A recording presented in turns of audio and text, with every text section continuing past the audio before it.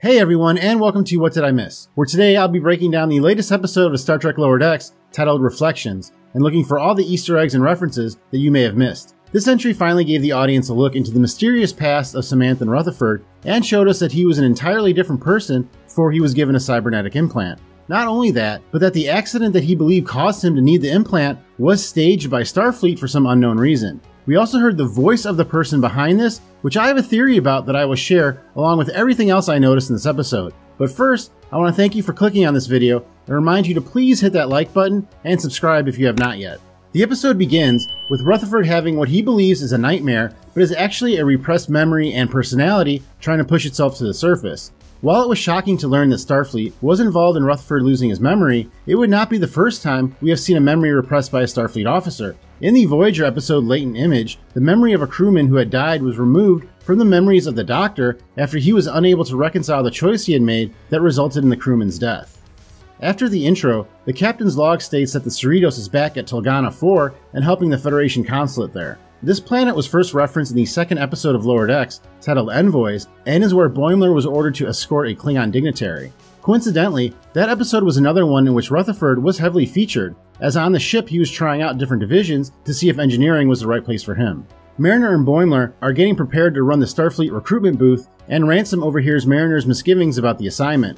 Ransom threatens to send Mariner to Starbase 80, which is actually the second time that someone has threatened to send Mariner there. Dr. T'Ana also made this threat to Mariner in the first season episode Terminal Provocations after Mariner spilled the Doctor's nachos on her.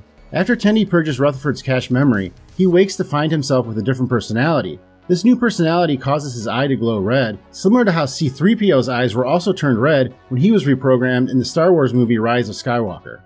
The old Rutherford tries to notify his crewmates that he may have been taken over by an anaphasic lifeform. This type of lifeform was seen in the Next Generation episode Sub Rosa and appeared basically as a ghost that had sex with Dr. Crusher. Mariner and Boimler arrive on the planet to set up their booth, and you can see that they have a cutout of Kirk and Spock. These cutouts are drawn in the same style as was the original animated series. In the surrounding booths, there are also quite a few Easter eggs. I'm sure I'm not going to get all of them, so if I missed any, let me know in the comments. First, in the Truthers booth, you can see a model of a bug on the table. At first, I thought this was the slug that Khan put into Chekhov's helmet in the movie Wrath of Khan. But after we hear the Truthers speak later on about different conspiracies in Star Trek history, I believe that this is the alien from the Next Generation episode Conspiracy that took over the minds and bodies of various high-ranking Starfleet officers. The alien with the sort of melting skin is what I believe is a Zakdorn, which was first seen in the Next Generation episode Peak Performance. You can also see there's a picture of Shax behind them, which is probably because he died and came back to life in the second season of Lower Decks. Next we see the Collectors Guild, which has a lot of things from Star Trek history, so I'm going to start from the far left and work my way right. First in the back is a painting that Data did of his cat Spot in the Next Generation episode Inheritance.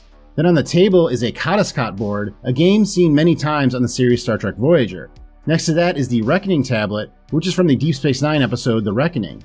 Next to that is a Space Fun helmet, a product released in 1976, which is often cited as one of the worst toys ever created. In front of the helmet is a version of Geordi LaForge's visor that he wore on 7 seasons of The Next Generation.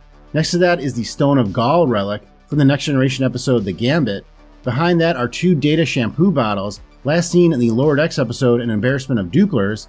And the 2 aliens that run this booth are a Zebalian and an unknown species that were both featured in the Next Generation episode The Most Toys. Finally, walking in front of the Starfleet booth are 2 Antedons, a fish-like species that was first introduced in the Next Generation episode Manhunt. After Boimler and Mariner get their booth set up, they are visited by a Tellarite who asks them if he needs to go to Starfleet Academy to work on a ship. Mariner responds that no he doesn't, and that he can instead be a non-commissioned officer and one day work in a transporter room. This is a reference to Miles O'Brien, who appeared first as a background character working in the transporter room on the Next Generation, and then again as a main character on Deep Space Nine. The Tellarite is then turned away from the Starfleet booth by a woman in the next booth over, who claims that she is from the Archaeologist Guild. This character is a reference to the character Vash, that like Miles O'Brien also appeared on both the Next Generation and Deep Space Nine, although in her case it was only as a guest star. Her character wanted Jean-Luc Picard to join her on her adventures, much like this character makes a similar offer to Mariner at the end of this episode. After the Tellarite leaves, a Galrakian asks if they get to play with dilithium crystals. This species was first introduced in the Lower Decks first season episode Temporal Edict, which was also the episode in which Ransom and Mariner were first pitted against one another, a plotline that was furthered in this episode as well. The new Rutherford continues to explore the ship until he finds Tendi. She reveals that she is working with a mind-controlling spore plant from Omicron Ceti 3. These plants were first introduced in the classic original series episode, This Side of Paradise. Back on the planet, the archaeologist reveals that her name is Petra Aberdeen and that she had served in Starfleet on the USS Victory. This ship has been seen once before on screen and is a Constellation-class ship, the same type of vessel that Boimler and Mariner have a model of at their booth. Jean-Luc Picard's prior ship to joining the Enterprise D was the Stargazer, which was also this class of ship. Rutherford continues to battle with his new personality while security searches for him on the ship. Eventually, he makes it to the captain's yacht, a support vessel which was first seen to be on Federation vessels in the film Star Trek Insurrection. Both personalities agree to a race that will decide who gets control of Rutherford's mind and body.